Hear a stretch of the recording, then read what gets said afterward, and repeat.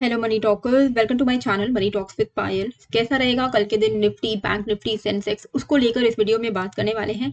इसी के साथ स्मॉल कैप की अगर हम बात करें तो आई एम वेरी श्योर आप लोगों के पास जिनके भी पोर्टफोलियो इन्वेस्टमेंट पोर्टफोलियो है, स्मॉल कैप में भारी भरकम हमें सेलिंग जो है देखने को मिल रही है। यानी कि अगर आपने किसी स्मॉल कैप स्टॉक्स में इन्वेस्ट किया हुआ है तो डेफिनेटली उसमें पेन तो काफी ज्यादा देखने को मिल रहा है। ओवरऑल अगर हम देख रहे हैं ना तो स्मॉल कैप बेयर टेरिटरी में आ चुका है। अगर आप कोई भी इंडेक्स, कोई भी स्टॉक इंडेक्स आप मान के चलो, कोई भी इंडेक्स अगर अपने पीक से मोर देन 20% गिरता है तो हम वो कंफर्म होता है कि अब वो एक बेयर टेरिटरी में आ चुका है, बेरिश टेरिटरी में आ चुका है। बेयर मार्केट में आने के लिए सारे मेजर इंडेक्स को 20% से ज्यादा फॉल करना पड़ेगा, तो अभी वैसा सिचुएशन नहीं है।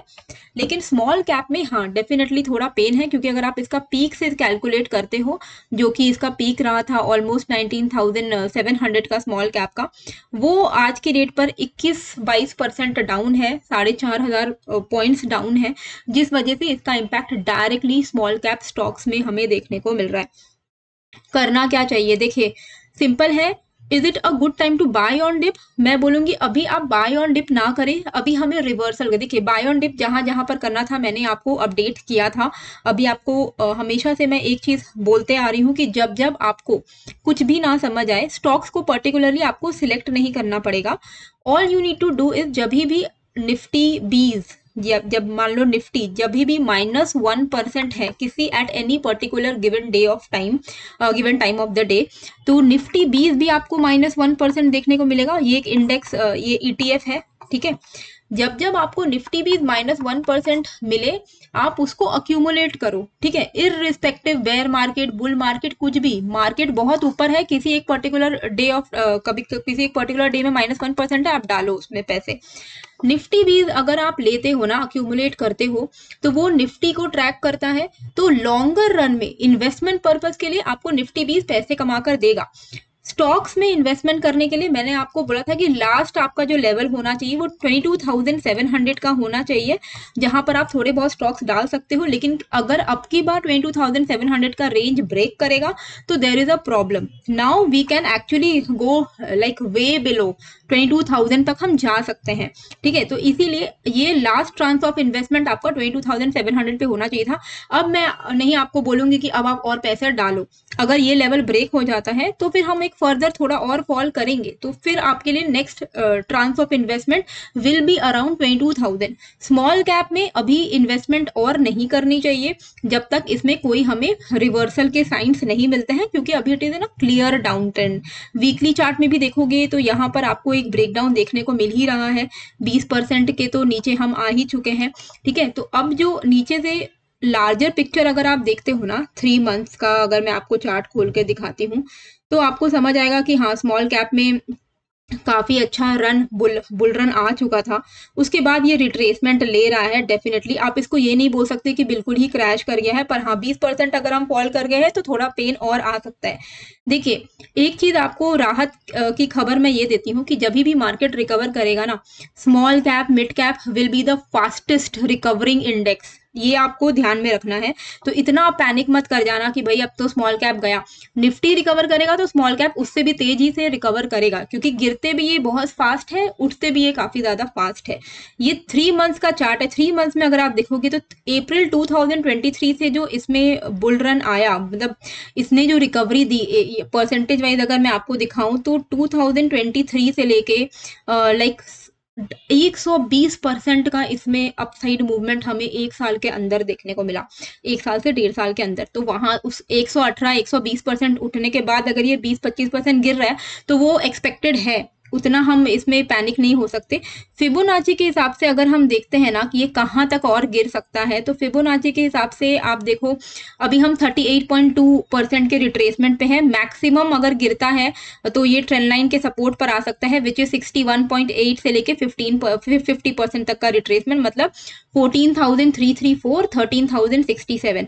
ये जो लेवल्स मैं आपको बता रही हूँ, ये ऑब्वियसली इसमें आप ट्रेड तो नहीं कर सकते हैं, पर ये आपके लिए एक गुड टू नो इन्फॉर्मेशन है, क्योंकि आपके जो पोर्टफोलियो में जो डाउन ट्रेंड आ रहा है, आप जो पोर्टफोलियो में गिरावट देख रहे हो, उसका डायरेक्ट लिंक है स्मॉल कैप से, क्योंकि मोस्टली लोगों के पोर्टफोलियो में अच्छे रिटर्न्स कमाने के लिए स्मॉल कैप में इन्वेस्टमेंट्स होते ही होते हैं। तो उनमें जो गिरावट आ रही है तो वो स्मॉल कैप इंडेक्स की वजह से आ रही है। तो फर्दर अभी हम और कितना फॉल एक्सपेक्ट कर सकते हैं अगर इसमें कंटिन्यू होती है सेलिंग, तो 14,374, मतलब अनदर 5-6%, और अगर 61.8 होता है तो अनदर 14%।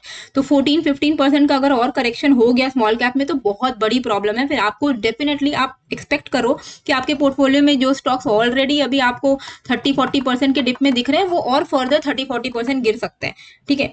तो लेकिन वही है कि आपको अभी इसमें इन्वेस्टमेंट पॉज करना है, you don't have to exit. आप ऑब्वियसली 30-40% के लॉस में निकलने का कोई सेंस नहीं बनता है, क्योंकि वी डोंट नो कि यहाँ, क्योंकि अभी भी हम एक रिट्रेसमेंट लेवल पर 38.2 के रिट्रेसमेंट लेवल पर, रिकवरी होनी तो यहीं से होनी चाहिए, अदरवाइज ये थोड़ा और 5-6% गिरेगा, फिर और 10-15% गिरेगा।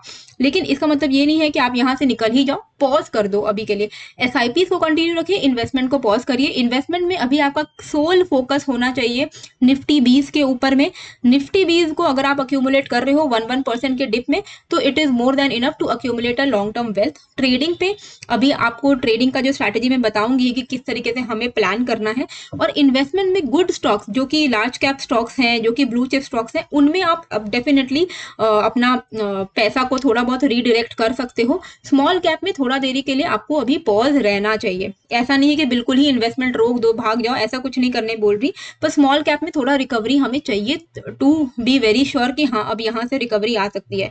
एक बेस अगर ये बना लेना तब हमें श्योरिटी मिलेगी। अभी तक इसमें कुछ बेस नहीं बना है। इसकी रिकवरी कब आएगी?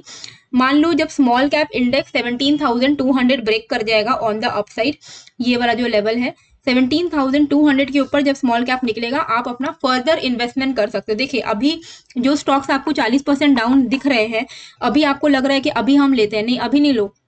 स्मॉल कैप जब 17,200 ब्रेक करेगा, भले ही ऑन द अपसाइड, तो आपका हो सकता है कि आपकी रिकवरी हो चुकी होगी 10-15%, लेकिन तब आप तभी भी आप ले सकते हो, तभी भी आपका बाय ऑन डिप ही है। आपको जो चीज आज 40% के डिप पर मिल रहा है, वो आपको थोड़ा टाइम बाद आपको भी डिप पर ही मिलेगा, पर हो सकता है वो 25% के डिप पे मिले, तभी भी इट इज नॉट बैड। लेकिन इट इज ऑलवेज गुड कि आप तब पैसे डालो जब रिकवरी के चांसेस दिख रहे हैं। अभी आप फॉलिंग नाइफ में पैसे डालोगे तो थोड़ा प्रॉब्लम है, ठीक है। हाँ, इंट्राडे करना है, स्विंग ट्रेडिंग करना है, 2-3 दिन के लिए ले रहे हैं, तो वो सब चीजें आप कर सकते हैं। इन्वेस्टमेंट पर्पस के लिए एटलीस्ट थोड़ा आपको रुक जाना चाहिए 17,200 के ऊपर। अभी रीजंस मैं आपको बता देती हूँ। देखिए सबसे इंपॉर्टेंट चीज तो मैंने आपको बता ही दी थी कि टैरिफ को, रेसिप्रोकल टैरिफ को लेकर जो बातें हुई थी, मैंने आपको टेलीग्राम पे बहुत अच्छे से एक्सप्लेन किया था कि प्रेसिडेंट ट्रंप ने अनाउंस किया है रेसिप्रोकल टैरिफ फॉर कंट्रीज। जो भी कंट्रीज यूएस पे टैरिफ चार्ज कर रहे हैं, उन सारी कंट्रीज पे same tariff president Trump charge करेगा, यूएस चार्ज करेगा, ठीक है। तो इनका कहना है कि ये फेयर है, इसमें किसी का कुछ लॉस नहीं है, ये तो फेयर है, क्योंकि हम अगर कोई हम पे चार्ज कर रहा है तो हम भी उन पे सेम टैरिफ चार्ज करेंगे, ना ज्यादा ना कम। अब इससे इंडिया में क्या इम्पैक्ट होगा? डोनाल्ड ट्रंप ने क्लियरली बोला कि India one of the top of the pack में है जो हमें सबसे ज्यादा हम पे टैरिफ लगाता है। उन्होंने बहुत क्लियरली बोला है कि बहुत और भी कुछ कंट्रीज हैं, पर इंडिया जो है it charges tremendous tariffs. And उन्होंने ये भी कहा कि उनको याद है कि हार्ले डेविडसन सेल नहीं हो पा रही थी, हार्ले डेविडसन की जो मोटर बाइक्स हैं वो इंडिया में सेल नहीं हो पा रही थी बिकॉज ऑफ द फैक्ट कि इंडिया में टैक्स इतना ज़्यादा हाई था और टैरिफ इतना ज़्यादा हाई था कि हार्ले को वहाँ पे अपना मैन्युफैक्चरिंग सेटअप करना पड़ा इंडिया में, क्योंकि वहाँ पे हम बेच नहीं पा रहे थे फ्रॉम द यूएस।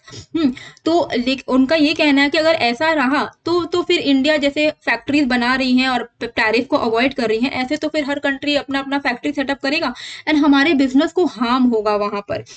तो इसीलिए उन्होंने कहा कि अभी उनका जो ये प्लान है कि जहां जहां पर हम उनको टैरिफ लगा रहे हैं उतना उतना एग्जैक्ट सेम वो टैरिफ लगाएंगे। अब देखिए ट्रंप और मोदी जी की मीटिंग जो हुई, तो वो वहां से एक राहत की आप खबर ये सोच सकते हो कि थोड़ा ऐसा नहीं है कि इमीडिएट बेसिस पर वो टैरिफ इम्पोज कर रहे हैं। अप्रैल तक का समय है, अप्रैल से वो टैरिफ को ये आएगा, इन इम्पैक्ट होगा। तो अब क्या हो रहा है, इंडिया ने क्या किया। देखिए हम जैसे विस्की में, मोटर्स पे, मेडिकल्स में काफ़ी ज़्यादा टैरिफ चार्ज करते हैं। तो अब ये इस रीज़न के बाद क्या हुआ कि इंडिया में जो अमेरिका की बर्बन विस्की आती है उसमें 150% का टैक्स हम लोग लगाते थे। इस न्यूज़ के बाद इंडिया ने स्लैश कर दिया है टैरिफ फ्रॉम 150% टू 50%, ठीक है। 100% का टैरिफ कम कर दिया है इंडिया ने।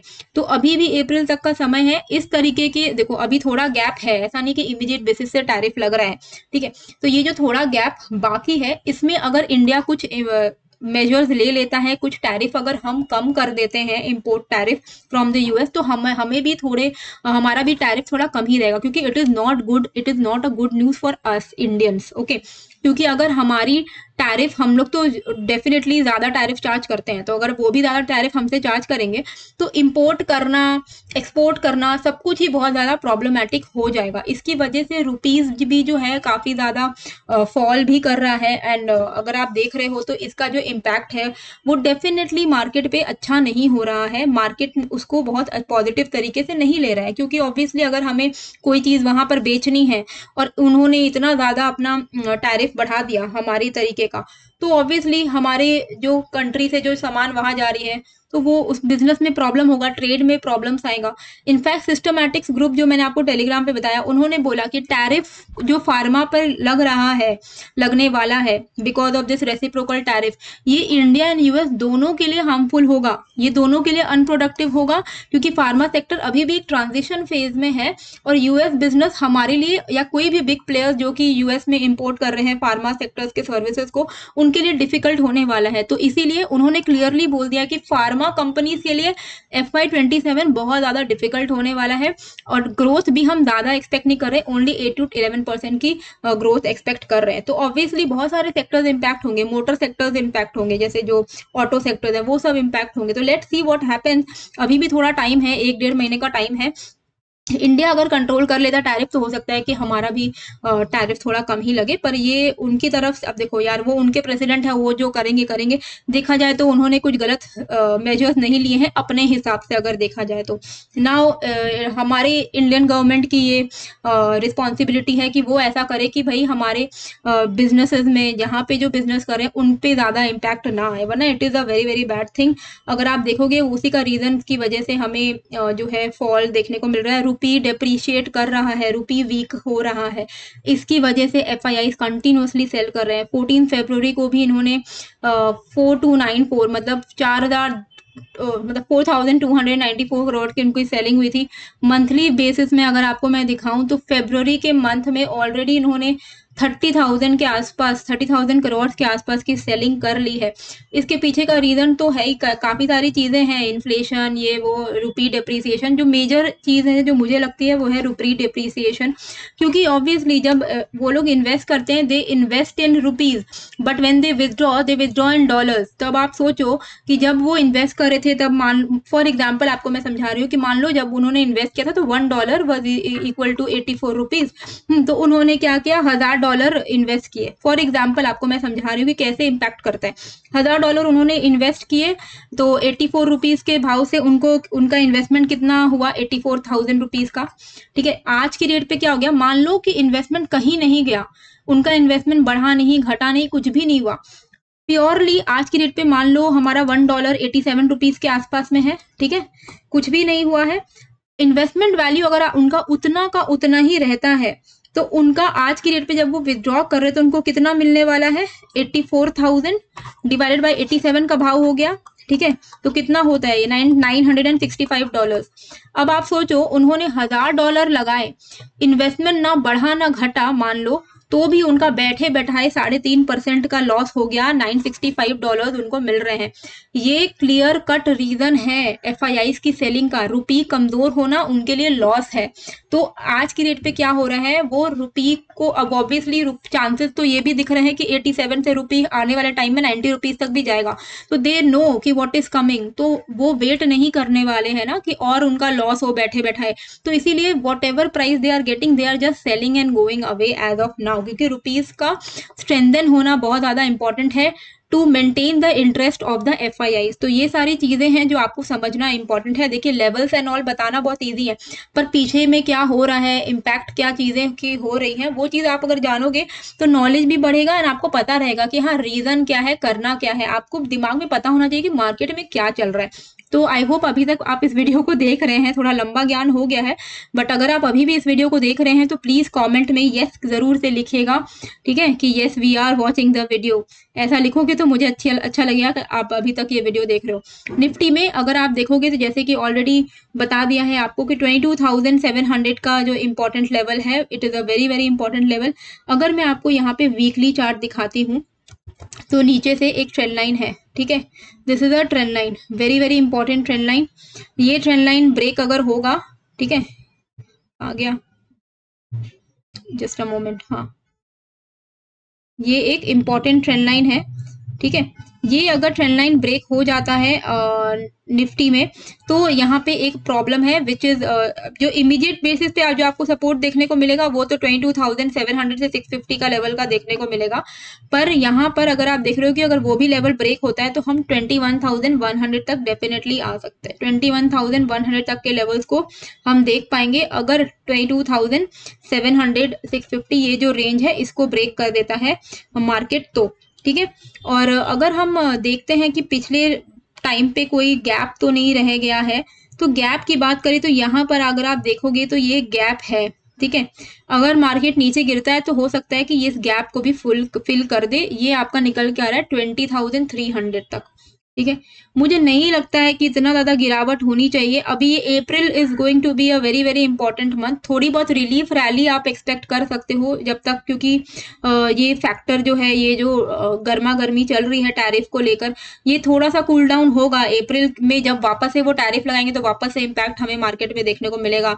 तो अभी इंडिया अगर कुछ अच्छे मेजर्स ले लेता है तो good for us, otherwise then there is a problem. But अभी अगर हम देखें तो थोड़ी बहुत रिलीफ रैली एक्सपेक्टेड तो है, क्योंकि अभी भी 1-1.5 महीने का समय है, ठीक है, 1 महीने का समय है, हाँ 1-1.5 महीने का ही समय है एक्चुअली।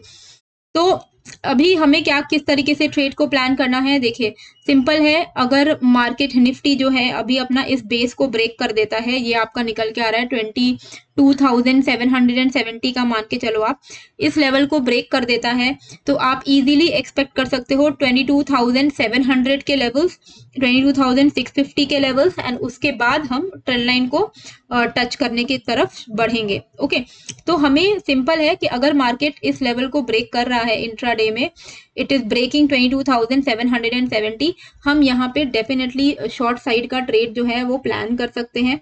प्राइस रेंज के हिसाब से अगर मैं आपको बताऊं तो ऑलमोस्ट ये इतनी पॉसिबिलिटी है कि हम इतना ज्यादा कॉल कर जाएंगे, 22,500 तक हम कॉल कर सकते हैं, ठीक है। तो जस्ट अ मोमेंट, 22,500 में मार्क करके रखती हूँ। 22,500 भी अब काफी इंपॉर्टेंट सपोर्ट की तरह काम करेगा। एक बार अगर 22,700 का लेवल ब्रेक होता है तो 500 के लेवल्स हमें देखने को मिलेंगे, क्योंकि ऑप्शन चेन में अगर आप देख रहे हो ना तो अभी 23,000 पे ना काफी ज्यादा कॉल राइटर ऐड हो गए हैं, यानी 23,000 अब ब्रेक करना थोड़ा मुश्किल हो रहा है निफ्टी के लिए, क्योंकि यहाँ पर भर भर के कॉल राइटर हैं। आज के अभी के समय पर सबसे हाईएस्ट कॉल राइटर 23,000 पर है, और उसके बाद 23,200 पे है, और उसके बाद फिर आपका है 23,300 पे, ठीक है। तो 23,000 इमीडिएट बेसिस पे काफी इंपॉर्टेंट हर्डल है। और डाउन साइड पे सपोर्ट कहाँ दिख रहा है, मैक्सिमम सपोर्ट जो दिख रहा है वो यहाँ दिख रहा है 22,800 पे। ये लेवल अगर ब्रेक होता है तो उसके बाद जो मैक्सिमम आपको सपोर्ट देखने को मिलेगा वो आपको डायरेक्टली देखने को मिलेगा 22,500 पे, ठीक है। यहाँ पर अगर आप देखोगे तो 88,235, 22,550, 500 ये लेवल बहुत ज्यादा इंपॉर्टेंट सपोर्ट की तरह काम करने वाला है।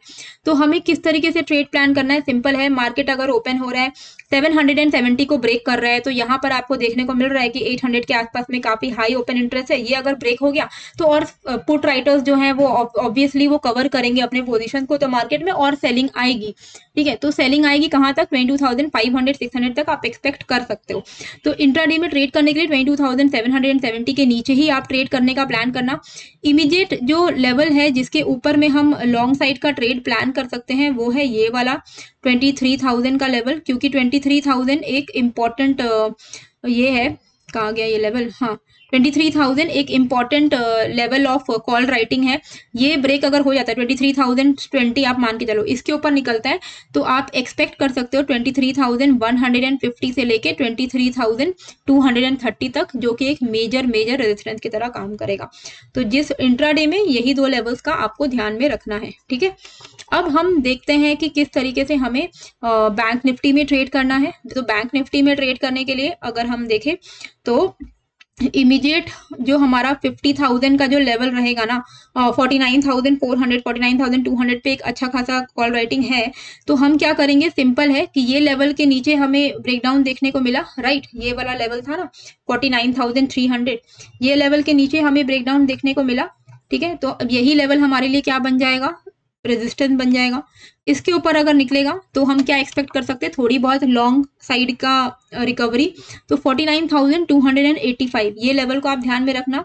इसके ऊपर अगर निकलता है तो 49,470 and then you can expect 49,660 के लेवल्स को on the upside. Downside पे क्या करना है, डाउन साइड पे आप 48,730 को एक्सपेक्ट कर सकते हो। 48,730 के नीचे अगर बैंक निफ्टी निकल रहा है तो आप यहाँ पे 48,400 से लेकर 48,200 के लेवल्स को एक्सपेक्ट कर सकते हैं हम लोग सेलिंग प्रेशर में। सेंसेक्स में अगर हम चले तो किस तरीके से हमें ट्रेड को प्लान करना है, यहाँ पे सिंपल है कि ये जो लेवल मैंने यहाँ पे मार्क किया हुआ है, ये जो लेवल है ये है 76,080 का लेवल।